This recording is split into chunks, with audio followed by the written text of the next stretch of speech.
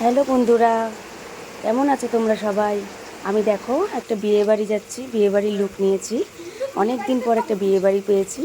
ওর একটা বন্ধুর দাদা কাম ফ্রেন্ড আছে, উল্টোডাঙায় বাড়ি, দক্ষিণদারি। তো ওখানে আমরা অনেক দিন পর একটা নিমন্ত্রণ পেয়েছি। তো বিয়েবাড়ি রিসেপশন ছিল একদিন পর। তো ওখানে আমরা যাওয়ার জন্য প্রস্তুতি হয়েছি। তো আমি ব্লগটা ওইখান থেকেই শুরু করেছিলাম। দেখো আমরা বাড়ির সবাইকে টাটা বাই বাই করে বিয়েবাড়ির উদ্দেশ্যে রওনা হলাম। তো বাইকে করেই গেছি, যেহেতু অনেকটা দূরের পথ, আবার রাতে ফিরতে হবে আমাদের। তো দেখো গাইস, আমি এতটা দূরের পথ যাব বলে আমি আর শাড়ি পরিনি। তো আমাকেও বললো যে তুমি সালোয়ারই পরে নাও, আর ও একটু সালোয়ার পরাতে প্রেফার করে শাড়ির থেকে। দেখো গাইস, আমরা কথা বলতে বলতে বিয়েবাড়ি পৌঁছে গেছি। এদের দুজনেরই এটা হচ্ছে ওদের রেজিস্ট্রি যেদিন হয়েছিল সেদিনকার পিকচার। তো সেটা দিয়েছে। দেখো আমরা বিয়েবাড়ি পৌঁছে গেছি। বিয়েবাড়ি ওপরে যেটা ভাড়া করেছিল আমরা ওপরের দিকে উঠছি, দেখতেই পাবে। ও তো লেহেঙ্গা পরে, আমার মেয়ে সিঁড়িতে উঠতে পারছে না, ওটা নিয়ে একদম। দেখো বিয়েবাড়িতে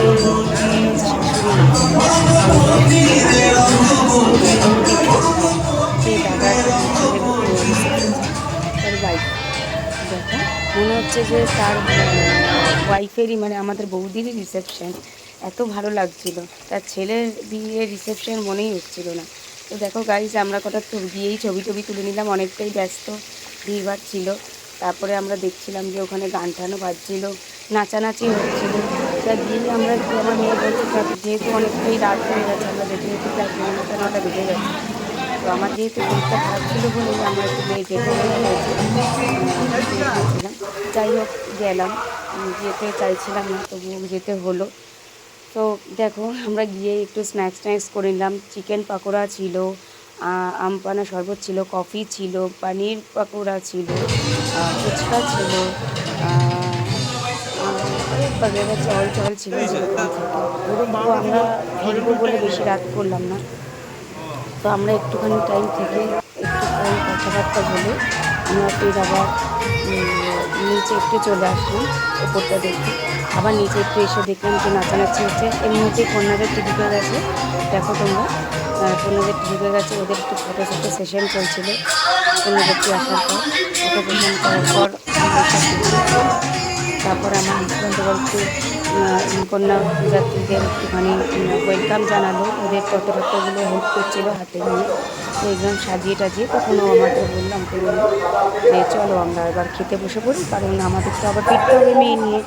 তো এই কারণে আমরা আবার খেতে বসে পড়ি। দেখো গাইস, আমরা খেতে বসে গেছি। মেনুতে কী কী ছিল তোমরাও দেখো। তো আইটেম ভালোই ছিল মোটামুটি।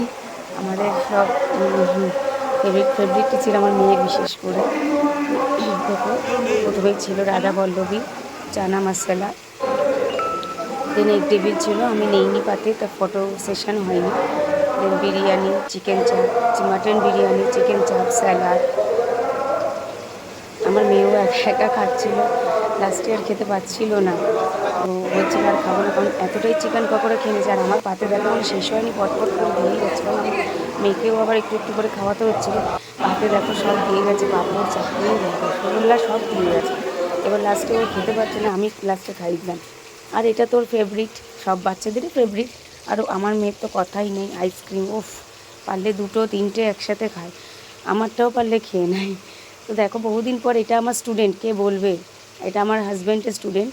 তো এত বড় হয়ে গেছে, বহু বছর পর দেখলাম। তো অনেকটা লং ডিস্টেন্সে দেখেছি বলে মানে মনেই হচ্ছে না যে ও যে এটাই, তো ভাবতেই পারিনি যে এত বড় হয়ে গেছে, এত স্মার্ট হয়ে গেছে। সো গাইজ দেখো, সিম্পল লুক, যেহেতু শরীরটা খারাপ ছিল, মানে নর্মাল কোনো রকম সেজে চলে গেছে, একটা চুড়িদার পরে যেতে হবে, তাই শরীরটা খারাপ ছিল বলে শুয়েই ছিলাম। যাবো না করতে করতে তাও গাইজ গেলাম। তারপর একটু নিচে এসে একটু ফটো শ্যুট করে আমরা আবার সবাইকে বলে বাড়ির উদ্দেশ্যে রওনা হলাম। দেখো বাড়ি ফেরার সময় আবার একটু ফটো সেশন করে বাড়ির উদ্দেশ্যে রওনা হলো। কেমন লাগলো বন্ধুরা আজকের ভিডিওটা একটু জানিও আমাদের। একটু বাড়িতে পৌঁছে গেলাম।